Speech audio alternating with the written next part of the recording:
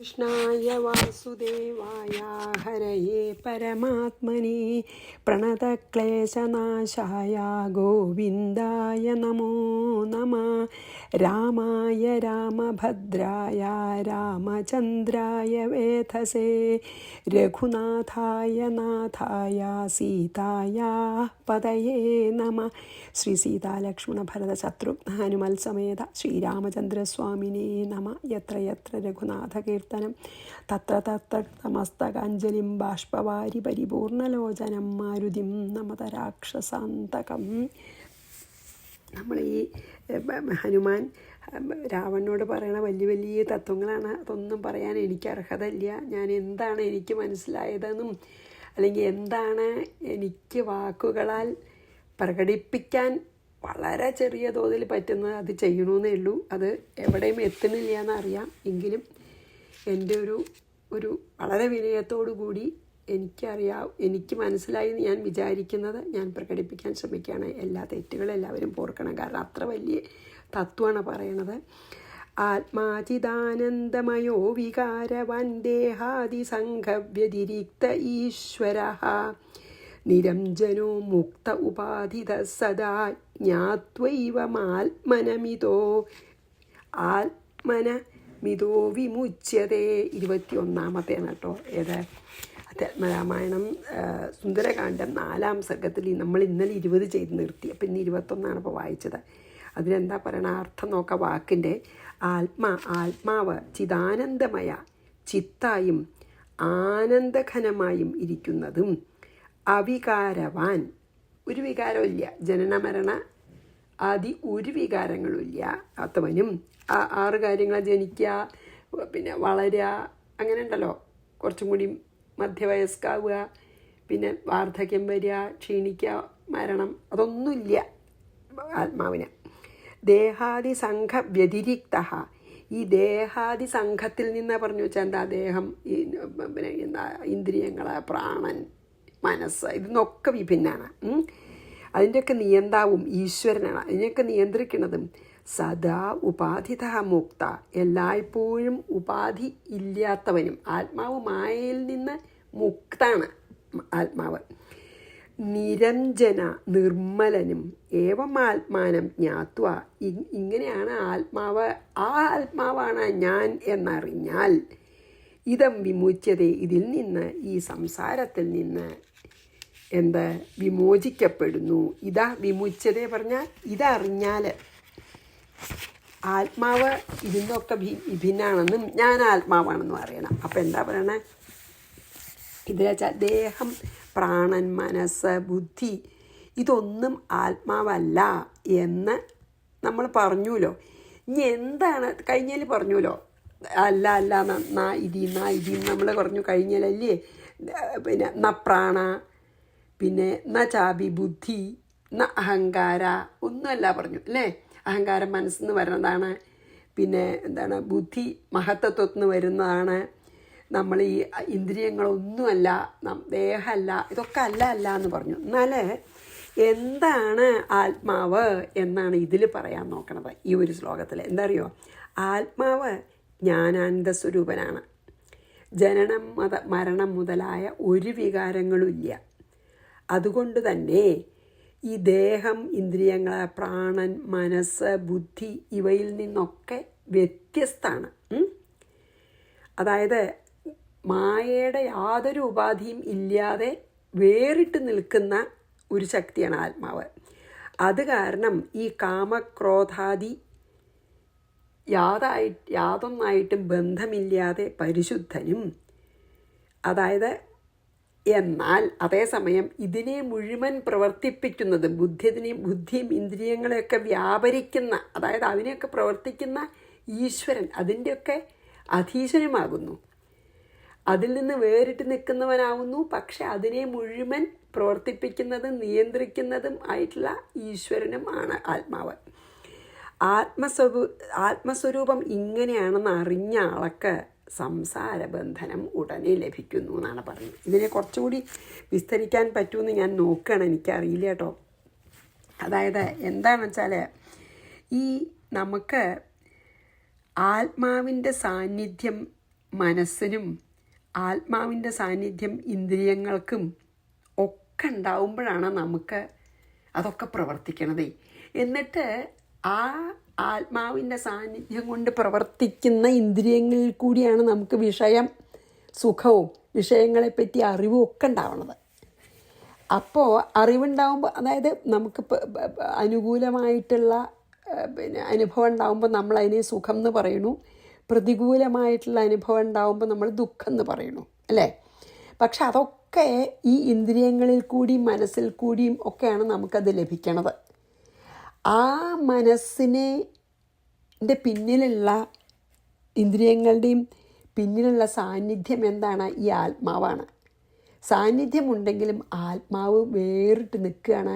ആത്മാവ് ഇതൊന്നും അനുഭവിക്കില്ല. പക്ഷേ ഇന്ദ്രിയ സുഖങ്ങൾ, ഇപ്പം നമുക്ക് പ്രതികൂല അനുഭവങ്ങളെ നമുക്ക് വിടുക. ദുഃഖത്തിന് നമ്മൾ ബോധമല്ല, എല്ലാവരും സുഖത്തിന് വേണ്ടിയിട്ടല്ലേ എപ്പോഴും ശ്രമിക്കണത്. അപ്പോൾ നമുക്ക് അനുകൂല അനുഭവങ്ങളെ നമ്മൾ സുഖം എന്ന് പറഞ്ഞാൽ ഹായ് സുഖം എന്ന് പറയുന്നില്ലേ, ആ തോന്നലുണ്ടല്ലോ, ആ സുഖം എന്ന തോന്നലാണ് ശരിക്കും ആത്മാവ്. പക്ഷെ ആ സുഖം എന്ന തോന്നൽ ഇന്ദ്രിയങ്ങളല്ല, ദേഹമല്ല, മനസ്സല്ല. ആ സുഖം എന്തോ ഒന്ന് അറിയുമ്പോഴാണ് നമുക്ക് ആ സുഖം ഉണ്ടാവണത്. അപ്പോൾ ആ ജ്ഞാനവും സുഖവും എല്ലാം ഒന്ന് തന്നെയാണ്. ആത്മാവും ജ്ഞാനവും രണ്ടല്ല, ആത്മാവും ആനന്ദവും രണ്ടല്ല. ആത്മാവും ജ്ഞാനവും ആനന്ദം എന്നോ സുഖം എന്ന് പറയുന്നതിനേക്കാളും ആനന്ദം എന്ന് പറയാം. ആത്മാവും ജ്ഞാനവും ആനന്ദവും ഒന്നാണ്. അത് ഈ ഇന്ദ്രിയങ്ങളിൽ കൂടി ലഭിക്കുന്നു നമുക്ക് തോന്നുകയാണ്. പക്ഷേ ഈ ഇന്ദ്രിയങ്ങളൊക്കെ ജഡാണ്. ഈ പിന്നിലുള്ള ആത്മസാന്നിധ്യം ഇല്ലെങ്കിൽ ദേഹമില്ല, മനസ്സില്ല, ഇന്ദ്രിയങ്ങളില്ല. അപ്പോൾ ഈ ഇന്ദ്രിയങ്ങളെ കൊണ്ട് നമ്മൾ ഈ വിഷയങ്ങളെ കാണുകയും കേൾക്കുകയും അനുഭവിക്കുകയും ഒക്കെ ചെയ്യുമ്പോൾ നമ്മളപ്പം അനുഭവിച്ചറിയണ ആ സന്തോഷത്തെയാണ് നമ്മൾ ആനന്ദം എന്ന് പറയണത്. അതായത് നമ്മൾ ആഗ്രഹിച്ച ഒരു കാര്യം സാധിക്കുമ്പോൾ മനസ്സിനും ഇന്ദ്രിയങ്ങൾക്കൊക്കെ നമുക്ക് നല്ല ഇതുണ്ടാവുമല്ലോ, നല്ല സന്തോഷം ഉണ്ടാവുമല്ലോ. ആ ജ്ഞാനം അത് കിട്ടി എന്നുള്ള അറിവ്, അല്ലെങ്കിൽ അതറിഞ്ഞു, ഞാൻ അനുഭവിക്കണു ആ സുഖം, ആ ജ്ഞാനമാണ് ശരിക്കും ആനന്ദം. അപ്പം ആനന്ദവും ജ്ഞാനവും ഒന്നും രണ്ടല്ല. അതായത് ആത്മാവിൻ്റെ സ്വരൂപം അറിവുമാണ്, ആനന്ദമാണ്. ജ്ഞാനം പരിപൂർണമാണ്, എപ്പോഴും അതിനൊരിക്കലും അതേപോലെ നിൽക്കുകയുള്ളൂ. മാത്രമല്ല അത് ജ്ഞാനവും ആനന്ദം ഒന്നാന്ന് മാത്രമല്ല, അത് സ്വയം പ്രകാശിക്കണ ഒന്നാണ്, സ്വയം പ്രകാശമാണ്. അതായത് അതിനാരുടെയും ഇത് വേണ്ട. അതായത് ഈ ചരാചരാത്മകമായിട്ടുള്ള ഈ ലോകം ശരിക്കും പറയാച്ചാൽ ഈ ജ്ഞാനമാകുന്ന സ്വയം പ്രകാശ സ്വരൂപിയെ ആശ്രയിച്ചിട്ടാണ് വിളങ്ങണത്. ഈ ലോകത്തിൽ എന്ത് വിളങ്ങുന്നുണ്ടെങ്കിലും അത് മുഴുവൻ സ്വയം പ്രകാശ സ്വരൂപനായിട്ടുള്ള ആത്മാവിനെ അല്ലെങ്കിൽ ജ്ഞാനം സ്വരൂപം പൂണ്ട ആത്മാവിനെയാണ് ആശ്രയിക്കുന്നത്. അതായത് ചന്ദ്രന് സൂര്യന് ഒന്നും വെളിച്ചമില്ല. അതാണല്ലോ നമ്മൾ ആ ശ്ലോകത്തിലല്ലേ എന്താണ് സൂര്യോ അതോ എന്താണ് തത്ര സൂര്യോ ഭാതി ചന്ദ്രതാരകം നേമാ വിദ്യുതോ ഭാന്തി കുതോയമഗ്നി തമേവ ഭാന്തം അനുഭാതി സർവം തസ്യ ഭാസാ സർവമിതം വിഭാതി. സൂര്യനില്ല, നക്ഷത്രങ്ങളില്ല, അഗ്നിക്ക് പ്രകാശമില്ല, ഒന്നുമില്ല. ഇതൊക്കെ ഈ സ്വയം പ്രകാശ സ്വരൂപനാൽ പ്രകാശിപ്പിക്കപ്പെടുന്നതാണ്. സൂര്യനും അഗ്നിയും ചന്ദ്രനും ഒക്കെ ഈ സ്വയം പ്രകാശ സ്വരൂപനാൽ പ്രകാശിപ്പിക്കപ്പെടുന്നതാണെന്ന് പറഞ്ഞാൽ പിന്നെ നമ്മുടെ ഇന്ദ്രിയങ്ങളുടെയും മനസ്സിൻ്റെയും ദേഹത്തിൻ്റെയും പ്രകാശം ഈ ആത്മാവാണെന്ന് പറഞ്ഞാൽ നമുക്ക് അത്ഭുതപ്പെടാനില്ല, അല്ലേ? അതാണ് ഇത് സ്വയം പ്രകാശ സ്വരൂപിയായിട്ടുള്ള ഈ ജ്ഞാനത്തിന് നാശമില്ല. അതുകൊണ്ടാണ് അതിനെ സത്ത് എന്ന് പറയണത്. എപ്പോഴും സത്യമാണ്, ജ്ഞാനമില്ല. ഈ ജ്ഞാനം സത്താണ്. ഇങ്ങനെ ആത്മാവിൻ്റെ സ്വരൂപം എന്താണ്? സത്ത്. പിന്നെ ജ്ഞാനം എന്ന് പറഞ്ഞാൽ ചിത്ത് എന്ന് പറയാം, ആ ചൈതന്യം, ചിത്ത്, പിന്നെ ആനന്ദവും. അതുകൊണ്ടാണ് അങ്ങനെ പറയണത്. അതായത് ജ്ഞാനം, ഈ ആത്മാവ് ജ്ഞാനാണ്, എല്ലാറ്റിൻ്റെയും സത്താണ്, നാശമില്ലാത്ത സത്താണ്, ജ്ഞാനാണ്, ആനന്ദമാണ്. അതുകൊണ്ടാണ് സച്ച് ചിത് ആനന്ദം. സത്താണ് ചിത്തപ്രണജ്ഞാനം, ജ്ഞാനാണ്, പിന്നെ ആനന്ദമാണ്. അത് മനസ്സിലായാൽ ആ സ്ഥിതിവിശേഷം അത് നമുക്ക് എൻ്റെ ആത്മാവ്, ഞാൻ ആത്മാവാണ് എന്നും ആ ആത്മാവ് സച്ചിദാനന്ദം ആണെന്നും സത്തും ജ്ഞാനവും ആനന്ദവും ആണെന്നും നമുക്ക് എപ്പോൾ അനുഭവമാവുമോ അതിനെയാണ് അത്രയും മുക്തി എന്ന് പറയണതേ. ഞാൻ ആത്മാവാണെന്നും ആത്മാവ് സച്ചിദാനന്ദ സ്വരൂപമാണെന്നും നമുക്ക് അനുഭവമാകുന്ന നിമിഷം നമുക്ക് മുക്തി. ആ അനുഭവത്തിനാണ് മുക്തി പറയണത്. അപ്പോൾ ഇങ്ങനെ ആത്മസ്വരൂപേണ ഇങ്ങനെ ഇപ്രകാരം അറിഞ്ഞ ആള് ദേഹമല്ല, ഇന്ദ്രിയങ്ങളല്ല, മനസ്സല്ല, ബുദ്ധിയല്ല. അതിനാൽ ഈ ആത്മാവ് ജനിക്കണില്ല, മരിക്കണില്ല. വിഷയങ്ങൾക്കും ഇന്ദ്രിയങ്ങൾക്കൊക്കെ ചേർച്ച ഉണ്ടാവുമ്പോൾ അനുഭവപ്പെടുന്ന സുഖദുഃഖാദികളൊന്നും ഈ ആത്മാവിനെ ബാധിക്കുന്നില്ല എന്ന് ധരിക്കും. അപ്പം മനസ്സിലാവും. അപ്പം ഈ ജഡങ്ങളായിട്ടുള്ള ഈ ദേഹത്തിനെയും മനസ്സിനെയും ഇന്ദ്രിയങ്ങളെയും ചലിപ്പിക്കുന്നതും ചൈതന്യപൂർണ്ണമാക്കുന്നതും ആത്മാവാണ്. ആ ആത്മാവാണ് ഈശ്വരൻ എന്ന് നമ്മൾ പറയണത്. അതിന് ഒരു തരത്തിലുള്ള ലിമിറ്റേഷൻസും മായയുടെ ഒരു ലിമിറ്റേഷൻസും ഇല്ല, ഒരു കാലത്തും ഇല്ല. കാമക്രോധാദി യാതൊന്നും ആത്മാവിനെ മലിനപ്പെടുത്തുന്നില്ല. അതിനാൽ ആത്മാവ് ശുദ്ധനാണ്. ഇപ്രകാരം അറിഞ്ഞ ഒരാൾ മുക്തനുമാണ്. അതാണ് രാവണനോട് പറഞ്ഞത്. നമുക്ക് 21 വായിക്കാം. ആത്മാചിദാനന്ദമയോ വികാരവാൻ ദേഹാദിസംഘവ്യതിരിക്ത ഈശ്വര നിരഞ്ജനോ മുക്ത ഉപാധിത സദാ ജ്ഞാത്വൈവം ആത്മാനമിതോ വിമുച്യതേ. ഇനി 22. അതോഹമാത്യന്തികമോക്ഷസാധനം വക്ഷി ശൃണുഷ്വാവഹിതോ മഹാമതേ വിഷ്ണോർഹി ഭക്തി സുവിശോധനം ധിയ സ്തതോ ഭവേത് ജ്ഞാനമതീവ നിർമ്മലം. അതഃ അതുകൊണ്ട് രാവണ ആത്യന്തിക മോക്ഷസാധനം, ആത്യന്തികമായിട്ടുള്ള മോക്ഷസാധനമായിട്ടുള്ള സായുജ്യ മുക്തുപായത്തെ, അതായത് ഈ ആത്യന്തികമായിട്ട് ഒരു ജീവിക്ക് ആഗ്രഹിക്കുന്ന ആ മോക്ഷത്തെ അഹം വക്ഷിയെ ഞാൻ എന്താണെന്ന് പറയാം. മഹാമതേ ബുദ്ധിയുള്ള ഹേ ഹനുമാനെ അവഹിത ശ്രദ്ധയോടുകൂടി ശൃണുഷ്വ കേട്ടാലും വിഷ്ണോഹ ഭക്തി വിഷ്ണുവിൻ്റെ പേരിലുള്ള ഭക്തി ധിയഹ സുവിശോധനം ഹി നിൻ്റെ ബുദ്ധിയെ പരിശുദ്ധമാക്കി തീർക്കും. നിശ്ചയം തീർച്ചയായിട്ടും തതഹ അത് കാരണം അതീവ നിർമ്മലം ഏറ്റവും പരിശുദ്ധനായ ജ്ഞാനം ഭവേത് നിനക്ക് ജ്ഞാനമുണ്ടാവും. അതായത് നിൻ്റെ ഈ ഇപ്പോഴത്തെ ഈ രാക്ഷസി ബുദ്ധിയെ കളയാനുള്ള ഏറ്റവും വലിയ വഴി ഏതാണ്? വിഷ്ണുഭക്തി ഉണ്ടായാൽ മതി. നിൻ്റെ മനസ്സ് ശുദ്ധാവും എന്നാണ് പറഞ്ഞു കൊടുക്കുകയാണ്. അതായത് ഈ സംസാര ദുഃഖത്തിനെ നിശേഷം നശിപ്പിക്കണ ആ ജ്ഞാനം എന്താണെന്ന് ഞാൻ പറഞ്ഞു തന്നൂല്ലോ. അപ്പോൾ ആത്മാവ് എന്താണെന്നൊക്കെ ഞാൻ പറഞ്ഞു തന്നില്ലേ. ഇനി ആ ജ്ഞാനം എങ്ങനെയാണ് നിനക്ക് ഉണ്ടാവുക എന്ന് ആലോചിച്ച് ബുദ്ധിമുട്ടണ്ട, ആരോടും ചോദിക്കൊന്നും വേണ്ട. അതിനുള്ള വഴി ഞാൻ പറഞ്ഞുതരാം. അതായത് ഇപ്പോൾ ഞാൻ പറഞ്ഞു തന്നില്ലേ, ആത്മാവ് ജ്ഞാനസ്വരൂപനാണ്, സച്ചിദാനന്ദ സ്വരൂപമാണ്, അത് മനസ്സിലായ ആൾക്ക് മുക്തി കിട്ടിയെന്നൊക്കെ ഞാൻ പറഞ്ഞു തന്നില്ലേ. എന്നാൽ ആ ജ്ഞാനം നിനക്ക് എങ്ങനെ കൈവരിക്കാം എന്ന് ആലോചിച്ച് നീ വിഷമിക്കണ്ട, ഞാൻ പറഞ്ഞുതരാം. എന്നിട്ട് പറയാണ് ജ്ഞാനം മോക്ഷത്തിന് കാരണമാണ്. അതായത് മോക്ഷം ലഭിച്ചാൽ പിന്നെ അത് ഒരിക്കൽ നമുക്ക് പുനരാവർത്തിരഹിതമായിട്ടുള്ള ഒരു അവസ്ഥയാണത്. തിരിച്ച് ഒരിക്കലും വരണ്ട. ആ മോക്ഷസാധനമായിട്ടുള്ള നിർമ്മല ജ്ഞാനം ഉണ്ടാവാൻ എന്താണ് വേണ്ടതെന്ന് ഞാൻ പറയാം. ഹേ മഹാബുദ്ധിമാനായിട്ടുള്ള രാവണ, നല്ലോണം ശ്രദ്ധിച്ച് കേൾക്കൂ.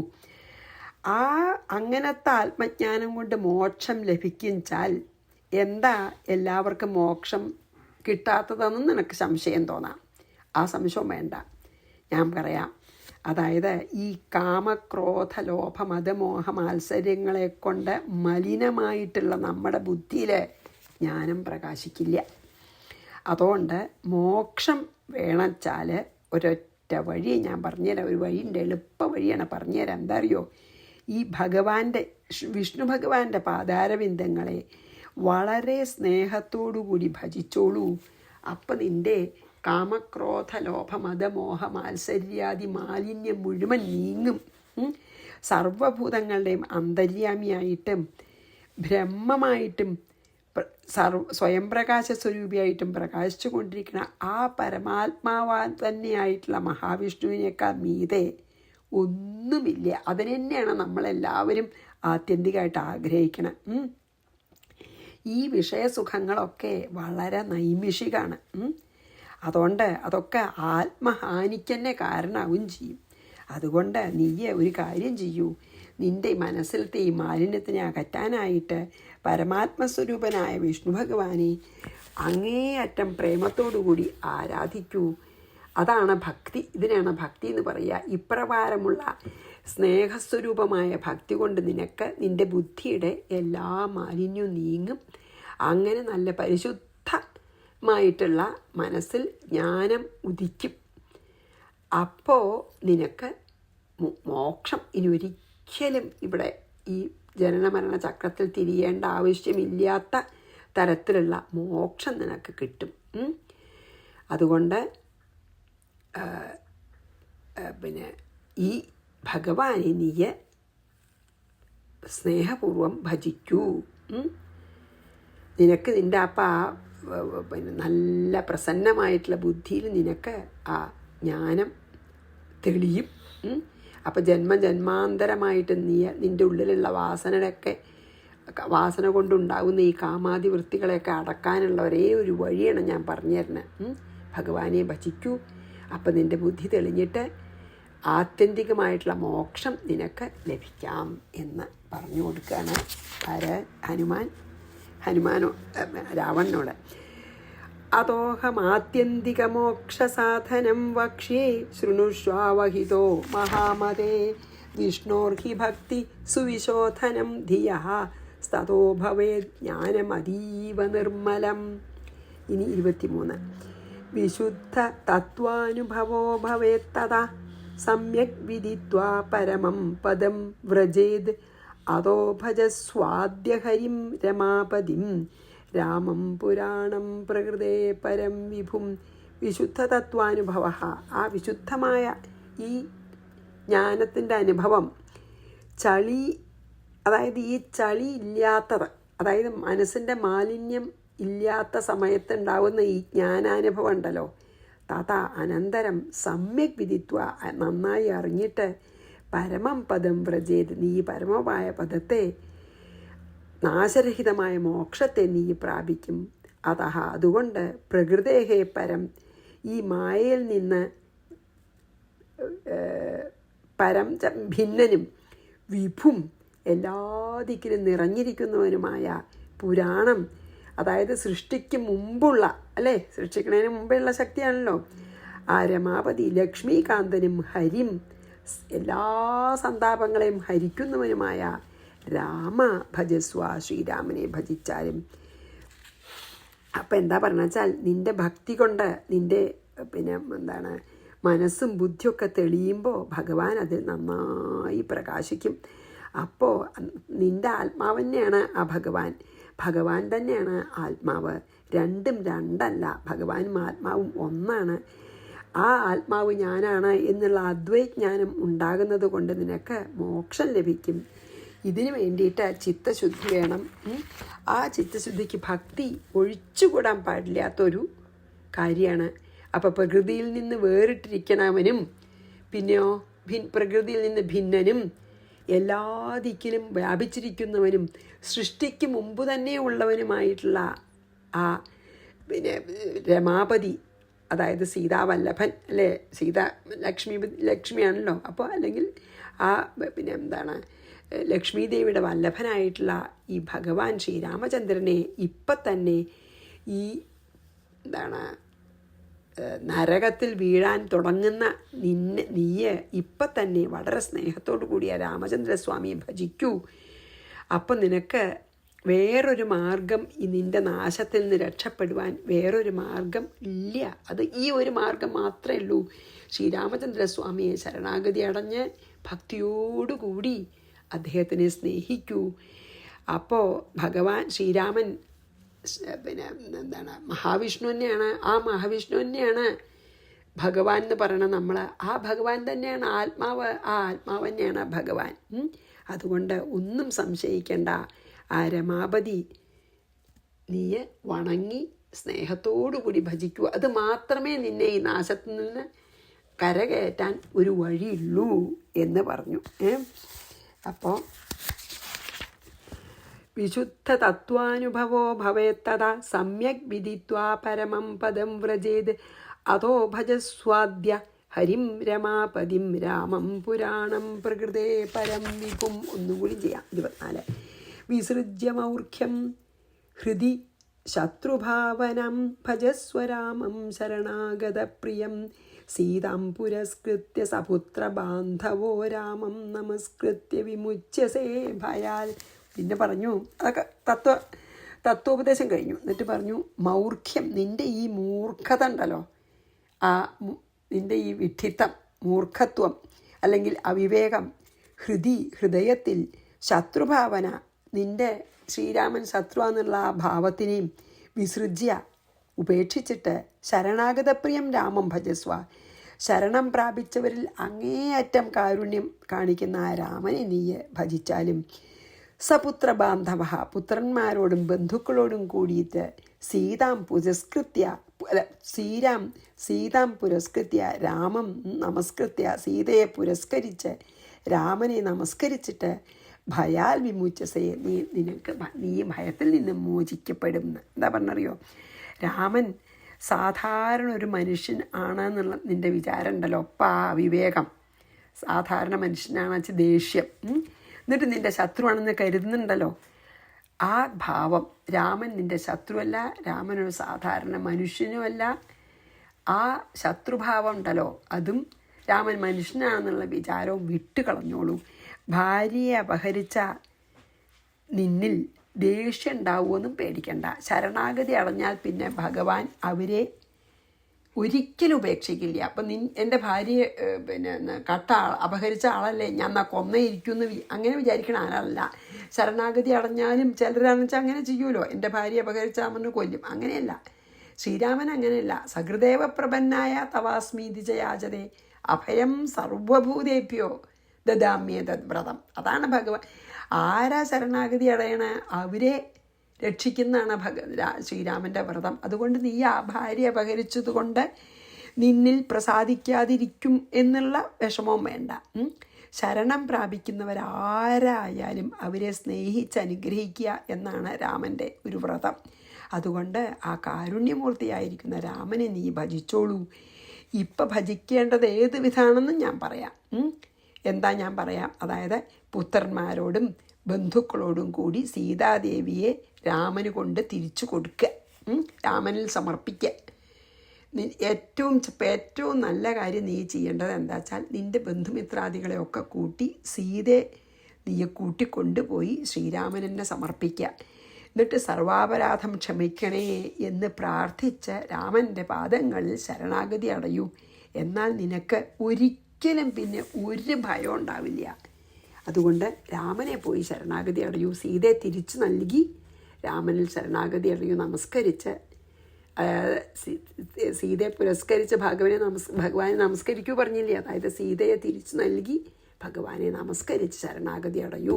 എന്നാൽ നീ എല്ലാ ഭയത്തിൽ നിന്നും മോചിതനാകും. ഇപ്പം എപ്പോഴും പേടിച്ചു കൊണ്ടിരിക്കുകയല്ലേ, അന്ന് മോചിതനാകും എന്ന് പറഞ്ഞു. അപ്പം നമുക്ക് 24 വായിച്ചു നിർത്താം. വിസൃജ്യ മൗർഖ്യം ഹൃദി ശത്രുഭാവനം ഭജസ്വരാമം ശരണാഗതപ്രിയം സീതാം പുരസ്കൃത്യ സപുത്രബാന്ധവോ രാമം നമസ്കൃത്യ വിമുച്യസേ ഭയാൽ. ശ്രീകൃഷ്ണാർപ്പണമസ്തു. സർവത്ര ഗോവിന്ദനാമ സങ്കീർത്തനം. ഗോവിന്ദ ഗോവിന്ദ. ശ്രീ സീതാലക്ഷ്മണ ഭരതശത്രുഘ്ന ഹനുമൽ സമേത ശ്രീരാമചന്ദ്രസ്വാമിനേ നമ. ഗുരുവായൂരപ്പ ശരണം.